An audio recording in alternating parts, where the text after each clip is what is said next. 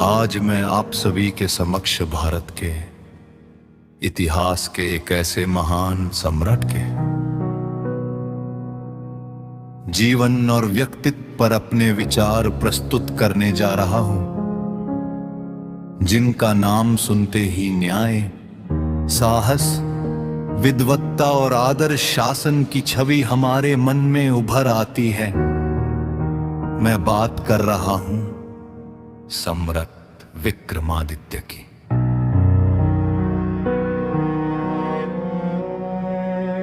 सम्राट विक्रमादित्य केवल एक राजा नहीं थे, बल्कि वे भारतीय सभ्यता, संस्कृति और नैतिक मूल्यों के जीवंत प्रतीक थे।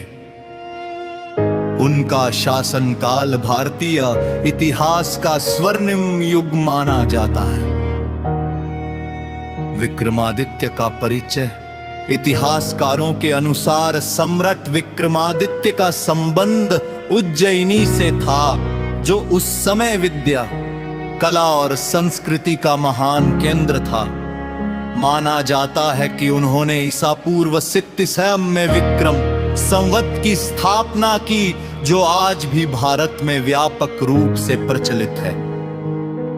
यह तथ्य ही उनके प्रभाव और दूरदर्शिता को सिद्ध करता है। साहसी योद्धा और महान विजेता विक्रमादित्य एक अत्यंत पराक्रमी योद्धा थे।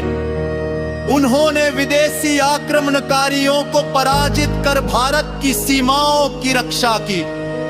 उनका उद्देश्य केवल विजय प्राप्त करना नहीं था, बल्कि धर्म, संस्कृति और जनता की सुरक्षा करना था।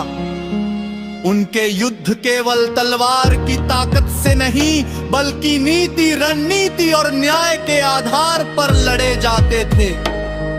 वे जानते थे कि सच्ची विजय वही होती है जिसमें प्रजा का कल्याण निहित हो। न्याय प्रिय राजा सम्राट विक्रमादित्य को इतिहास में सबसे अधिक न्याय प्रिय राजा के रूप में याद किया जाता है। उनके न्याय की कहानियां आज भी विक्रम बेताल के रूप में प्रसिद्ध है। इन कथाओं के माध्यम से हमें यह सीख मिलती है कि राजा को निष्पक्ष, बुद्धिमान और सत्यनिष्ठ होना चाहिए। कहा जाता है कि विक्रमादित्य स्वयं भेष बदलकर प्रजा के बीच जाते थे, उनकी समस्याएं सुनते थे और तत्काल न्याय करते थे। उनके राज्य में अमीर और गरीब, राजा और साधारण नागरिक, सभी के लिए कानून समान था। विद्वानों का संरक्षक सम्राट विक्रमादित्य केवल युद्ध कला में ही नहीं, बल्कि विद्या और ज्ञान में भी अद्वितीय थे। उनके दरबार में नवरत्न नामक 9 महान विद्वान रहते थे, जिनमें कालिदास जैसे महान कवि शामिल थे।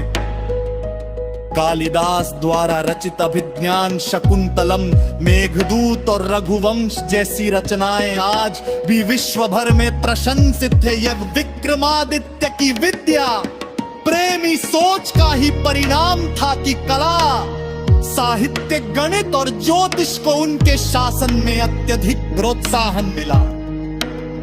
आदर्श शासन व्यवस्था विक्रमादित्य का शासन राम राज्य की अवधारणा के समान माना जाता है।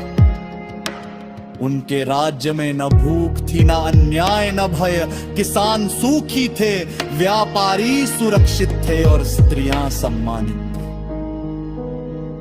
उन्होंने कर व्यवस्था को न्यायपूर्ण बनाया, जिससे प्रजा पर अनावश्यक बोझ न पड़े।